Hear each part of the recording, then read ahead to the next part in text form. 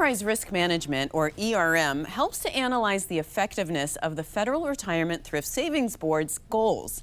The calendar year 2021 risk profile found several categories in the medium-high category that need to be addressed. Kim Weaver is Director of External Affairs at the Federal Retirement Thrift Savings Board. Hi, Kim. Nice to see you again. Nice to see you, Mimi. All right, so take us through the board's annual Enterprise Risk Management Program cycle. What's the system for identifying and assessing risks to your strategic goals?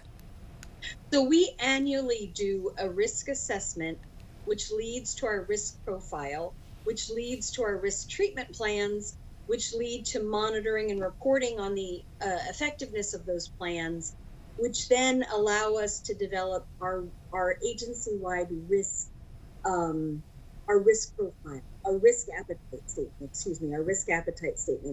And our risk appetite statement is not something we review annually, but that guides us in terms of our making operational decisions.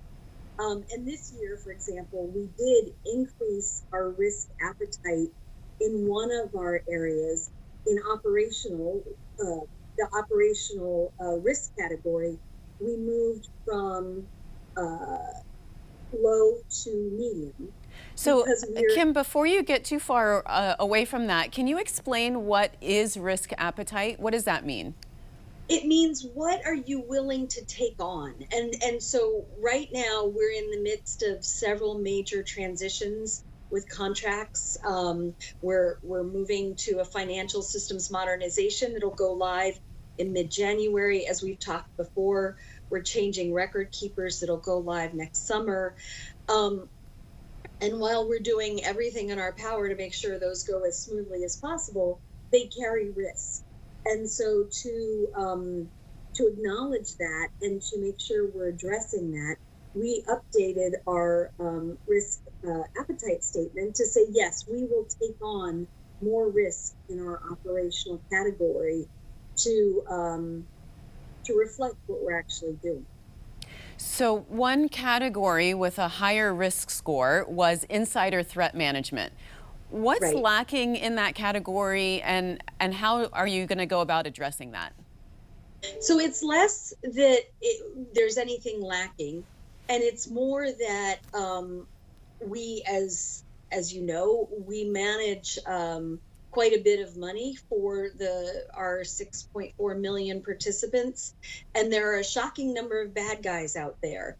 And so we want to make sure that they're not inside, they're not working with anybody. Not that we have any reason to be, I don't want to scare anybody, but we want to make sure we have a robust insider threat program to make sure we're protecting the agency, our participants, and the money we manage.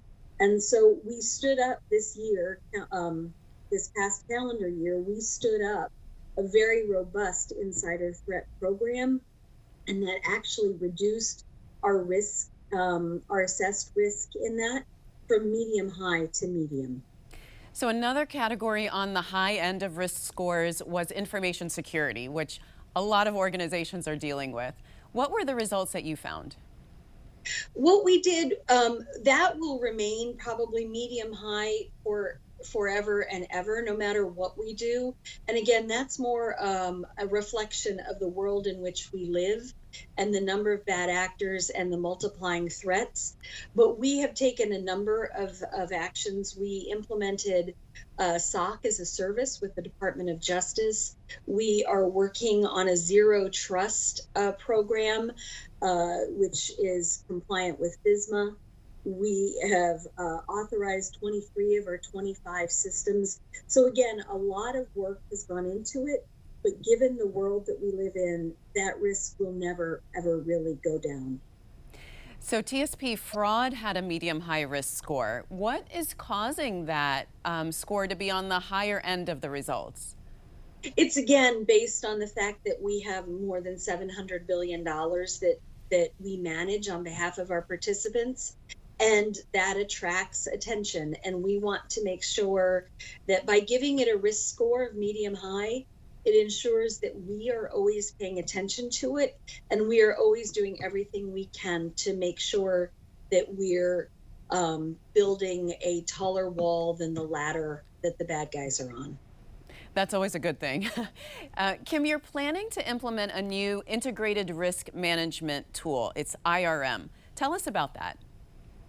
The integrated risk management tool will be a repository for any number of things. It'll be our audit findings. It will be the constant continuous monitoring that we have on our vendors.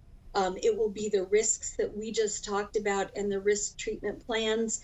And the tool itself isn't the magic, it's the policies and the processes that will allow us to integrate that and make sure that we're looking, again, across the enterprise with a variety of inputs. And that's going to be a pretty big lift because, again, trying to integrate IT risk and fraud risk and any other risk, plus all the audit findings, and making sure that we're looking globally and making wise decisions on how to proceed. That's what we're going to be doing in the upcoming year. All right, sounds good, Kim. Nice to talk to you, and thanks for the update.